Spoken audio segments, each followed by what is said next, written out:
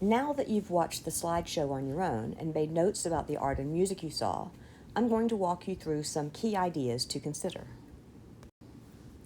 These are the dates we will use when we talk about literary modernism. It's important to recognize that other art forms have slightly different dates. It's also important to pay attention to dates. The painting and music we observed from the Victorian era are not modernist, and you can tell that by the dates of the two pieces. Many of you probably wrote about what we can see in the foreground and background of this picture, or what is behind or beside the woman pictured. This is a representational piece of art. That is, it depicts something that we could label as realistic, even if we have never seen this particular person before. The image contains a bunch of things that we may not know the meaning of, but which we interpret as symbols. In other words, we may not know what this painting means, but we believe we could figure it out, and we know what questions to ask. We also know where to stand to look at this picture.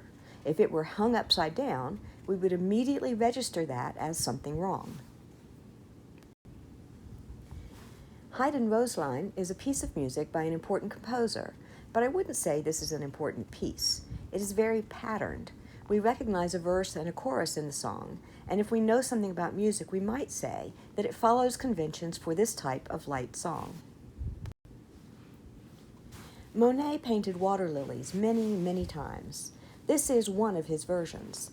The Impressionists were trying to capture a fleeting moment in time, and that's one reason they painted the same subjects, water lilies or haystacks or a cathedral, over and over again, to catch it at different times of day, in different types of weather, on different days of the year. Each version of the painting, though nominally of the same subject and painted from the same point of view, would be different because of the changes in light. If we were seeing this particular painting at the Art Institute instead of in a slideshow, we would see that the paint is applied heavily, in globs, often by a palette knife instead of a paintbrush. Thus, the painting is very textured, and it also looks different depending on where you stand to see it. The painting has water lilies in the foreground, but a reflection of trees further up in the painting, and it is tending toward the abstract, so it might be possible to hang it upside down by accident. Unlike the Rossetti painting we saw earlier, we may not know what questions to ask to begin to interpret this image. This piece of music is one of two arabesques that Debussy wrote in the late 1880s. An arabesque is a musical form. It doesn't state or argue anything. It just offers a basic ground for a composer to make sound. Debussy here creates a sound that always reminds me a bit of falling water, but the music isn't representing water or anything else. Debussy varies the rhythm. If you're a musician, this is the piece that must be played with a great deal of rubato, and he is also not adhering to the rules of key in the same way that Schubert did in the earlier piece. In this later piece, Debussy isn't even nodding at a particular musical form. Instead, this piece is very abstract, just an image. You can hear that he plays even more with key in this piece.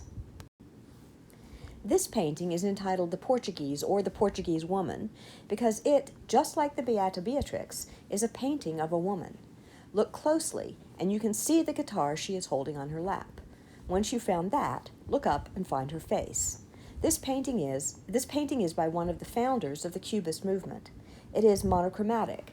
The color palette is reduced to black, white, and sepia. You can see that there are some letters in the painting, but we don't know what they pertain to, if they are complete words or what. You can see a lot of geometric shapes making up the painting. This painting is abstract, but it is still representational. It still features something from reality, that is, a human being. In this Cubist painting, we see a woman walking down a staircase. The painting is not static. It shows the process of a woman walking down a staircase. In this movement from American composer Charles Ives's Holiday Symphony, you can hear a small town band, actually it is several bands, preparing for their 4th of July parade. There's a lot of cacophony as the various instruments tune and musicians rehearse the hard parts. This piece quotes patriotic tunes that you might have heard in a small-town New England parade back in the day, such as Columbia, the Gem of the Ocean. Ives is messing around with all of our expectations about music.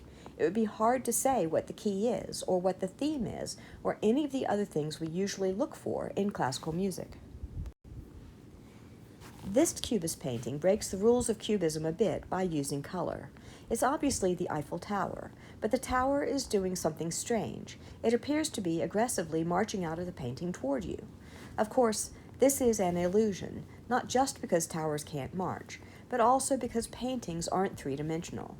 All of the Cubist paintings you've just been looking at have been reminding you of that they are paint on canvas. Speaking of foreground or background in a Cubist painting doesn't make much sense, and you can imagine hanging a picture like the Portuguese upside down and not realizing it. This piece of music is from an Austrian composer who pioneered radical use of dissonance in music. Now, music has always had dissonance. Bach, for example, loved to play with it. Generally speaking, dissonance creates tension, and so composers might keep it going for a while, but then resolve it by the end. Schoenberg didn't see any particular reason for resolution. He also dispensed with some of the other unifying features we expect to hear in music, experimenting with music at its most basic level. This painting by Picasso is a portrait of his patron, the man who financed the development of Cubism, Daniel Henry Kahnweiler. Again, it's hard to make him out at first, so look at the bottom center of this picture and find his clasped hands. Then move up into the black field, his suit, and find his watch chain. If you keep moving directly up, you will see his face, with a nice 1910 mustache and hairstyle. Again, as in the pictures by Braque and Duchamp, the color scheme is monochromatic. This takes away from painting one of the key elements that a painter uses to create meaning in painting, color. You will also see many geometric shapes. Even the sitter's face is made of geometric shapes.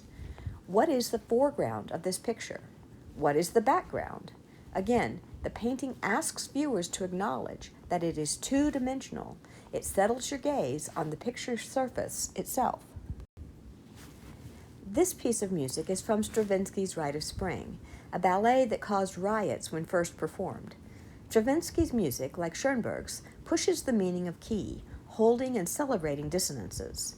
Stravinsky is also known for playing with timbre. That is, he would often have the, quote, wrong instrument play a part, so that listeners had to confront their expectations and the conventions of the art form. This Matisse shows some of the after effects of Cubism. The painting is representational and not abstract at all, but you can see that the painter has reversed the perspective so that the floor of the room appears to be tilted toward the viewer. It looks like if you put a ball down next to the woman's foot, you could catch it when it inevitably rolled to you. In Berger's article on Cubism, he says that Cubism broke the continuity of Renaissance perspective. Here, by doing perspective wrong, Matisse shows that it was always an illusion and that paintings have always been paint on canvas, even if representational. They have always been arguing for a way of seeing things, not just mirroring the world. This painting by Miro shows the fragmentation that we know is a hallmark of modernism. What elements did Miro find essential for representing not just a human being, but a person engaged in a particular profession? The Guernica is a painting Picasso did long after Cubism. It tells the story of a fascist bombing of a small village in Picasso's home country during the Spanish Civil War. Again, we see fragmentation, abstraction, a limited color palette, black and white. Picasso means to show the suffering of the humans and animals in the town, and he does this in part through deployment of modernist sensibilities. René Magritte was a surrealist painter. If we looked at this painting, we would say it is a realistic painting of a pipe, and in fact, we might even say it's a pipe. But the French words at the bottom of the image say, "This is not a pipe." What concepts that we've been thinking about do you think this image might demonstrate? And finally, this Calvin and Hobbes cartoon is here for your pleasure. It does make an important point that we can take with us as we think about modernism, though. Modernism, as represented in the art and music we've just been taking in, is all about multiplicity. Modernists recognize that no one has the one answer, that no one has discovered the one place to stand where you can see the big T truth. Paintings like the Beata Beatrix, with which we began our journey, suggest that this isn't so. Stand here, ask the right questions, you will get the answers. But modernism thinks that this exercise will only give you a partial truth, which isn't true at all, if not combined with all the other possible partial truths, which could never be assembled. Modernists are happy about this situation. For them, it makes possible a world of discovery and openness that will lead to better things for human beings. But to Calvin here, the multiple views he can suddenly see are disconcerting. He wants the world to be predictable, in part so he can tell his dad he's wrong. Modernists would instead say, we're all wrong, because we all know only a little piece. They would be okay with that. Calvin? Not so much.